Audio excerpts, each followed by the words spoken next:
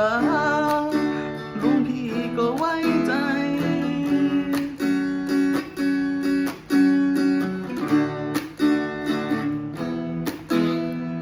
ร่ำเรียนได้ที่หนึ่ง